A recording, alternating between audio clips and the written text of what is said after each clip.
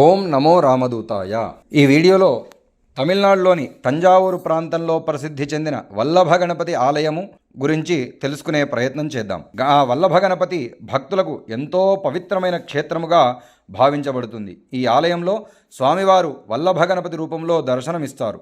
ఈ రూపంలో గణపతి తన శక్తి స్వరూపిణి అయిన వల్లభాదేవితో కలిసి ఆసీనుడై ఉంటాడు.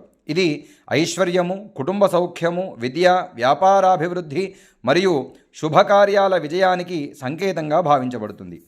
ఆలయ విశిష్టత ఏంటి అంటే, వల్లభ గణపతి రూపం గణపతి యొక్క అత్యంత మంగళకర రూపాలలో ఒకటిగా పరిగణించబడుతుంది. స్వామివారి దర్శనం వల్ల వివాహ ఆటంకాలు తొలగి దాంపత్య సౌఖ్యం కలుగుతుందని భక్తుల విశ్వాసం. విద్యార్థులు విద్యాభివృద్ధి కొరకు, వ్యాపారులు వ్యాపార అభివృద్ధి కొరకు ప్రత్యేకంగా ఇక్కడ ప్రార్థనలు చేస్తూ ఉంటారు. కొత్త పనులు ప్రారంభించే ముందు స్వామివారిని దర్శిస్తే విఘ్నాలు తొలగుతాయి. సంతాన ప్రాప్తి కొరకు కూడా అనేక మంది దంపతులు ఈ ఆలయంలో ప్రత్యేక పూజలు జరుపుతారు.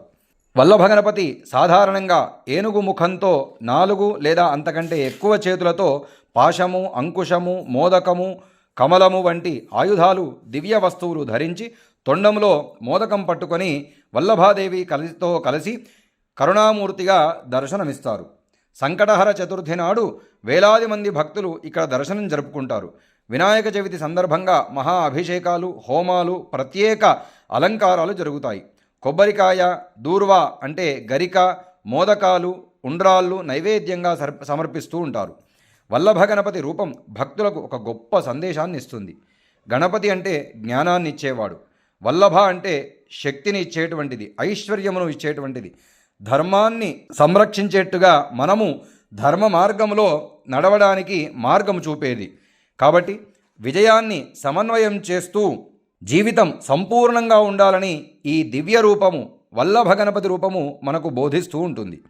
తంజావూరులోని వల్లభ గణపతి స్వామి వారి దర్శనం భక్తులకి విఘ్నాలను తొలగించి విద్యా, ఐశ్వర్యము, కుటుంబ సౌఖ్యము మరియు విజయాలను ప్రసాదిస్తుందని విశ్వాసం.